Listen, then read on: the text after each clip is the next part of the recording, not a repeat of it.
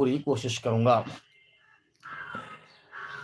عن علی بن ابی طالب رضی اللہ تعالی عنہ عن النبی صلی اللہ علیہ وسلم قال، حضرت علی بن ابی طالب رضی اللہ تعالی عنہ بیان کرتے ہیں کہ نبی کریم صلی اللہ علیہ وسلم نے ارشاد فرمایا، اذا کانت لیلۃ النصف من شعبان، کہ جب شعبان کی آدھے مہینے کی رات ہوتی ہے، شعبان کی آدھے مہینہ یعنی 15ویں شعبان کی رات، جسے ہم شب براءت کے نام سے یاد کرتے ہیں، جب 15ویں شعبان کی رات ہوتی ہے، فقوموا لیلہا وصوموا یومہا، تو حضرت علی کو جناب نبی کریم صلی اللہ علیہ وسلم نے کہا اور صحابہ کرام کو مخاطب کر کے فرمایا، فقوموا لیلہا، تو 15ویں شعبان کی رات میں تم قیام کرو، مطلب اللہ کی عبادت کرو، اللہ کی ذکر و اذکار کرو، اللہ کی بڑائی بیان کرو، اللہ کی تقدیس بیان کرو۔ وصوموا یومہا، اور 15ویں شعبان کے دن کا روزہ رکھو، 15ویں شعبان کے رات میں خدا کی عبادت کرو اور 15ویں شعبان کے دن کا روزہ رکھو۔ حدیث مقدس کے الفاظ ہیں، اذا کانت لیلۃ النصف من شعبان، کہ جب شعبان المعظم کی آدھے مہینے کی رات ہوتی ہے یعنی شب برات کی رات ہوتی ہے، فقوموا لیلہا، تو تم رات میں قیام کرو، وصوموا یومہا، اور 15ویں شعبان کے دن کا روزہ رکھو۔ کیوں؟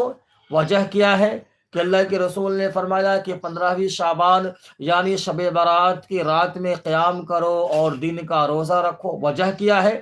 اللہ کے رسول صلی اللہ علیہ وسلم آگے ارشاد فرماتے ہیں، فإن اللہ تبارک و تعالی، اس لیے کہ اللہ رب العزت ینزل فیہا لغروب الشمس الی السماء الدنیا، اس لیے کہ اللہ رب العزت 15ویں شعبان کے رات میں یعنی شب براءت کے رات میں آسمان دنیا پر تشریف لاتے ہیں۔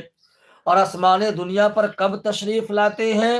لغروب الشمس، جیسے ہی 15ویں شعبان کی رات شروع ہوتی ہے ویسے ہی اللہ رب العزت آسمان دنیا پر تشریف لاتے ہیں، یعنی شب براءت کی رات میں اللہ تعالیٰ کی رحمت عامہ مسلمانوں کے اوپر متوجہ ہوتی ہے۔ اور کیا آواز آتی ہے؟ آواز آتی ہے، اللہ آواز دیتے ہیں، فرشتے آواز لگاتے ہیں، فیقول، کہا جاتا ہے، آواز دیا جاتا ہے، الا من مستغفر فاغفر له، ہے کوئی مغفرت طلب کرنے والا، ہے کوئی گناہوں سے معافی مانگنے والا، ہے کوئی گناہوں سے توبہ کرنے والا کہ اس کی میں توبہ کو قبول کروں، اس کے گناہوں کو معاف کروں، فاغفر له، کہ میں اس کو معاف کر دوں، الا من مسترزق فارزقه، ہے کوئی رزق کا طلبگار، ہے کوئی رزق میں تنگ دستی کا شکار، ہے کوئی تنگی رزق کا شکار، میں اس کے دعاؤں کو قبول کروں اور اس کو بہت زیادہ مالدار بناؤں، اس کو بہت زیادہ میں رزق دوں، اس کو بہت زیادہ میں مال و دولت دوں، ہے کوئی؟ تو یہ آواز فرشتے لگاتے ہیں۔ اگلے آواز کیا ہے؟ الا من مبتلا فاعافیہ، ہے کوئی پریشان حال، ہے کوئی پریشان حال کہ جس کے میں پریشانیوں کو دور کروں، ہے کوئی مصیبت زدہ کہ اس کی مصیبت کو دور کروں، الا کذا الا کذا۔ آگے اللہ کے رسول نے فرمایا، ایسے ہی فرشتے اللہ کے حکم سے آواز لگاتے رہتے ہیں اور اللہ کی طرف سے ندا لگاتے رہتے ہیں۔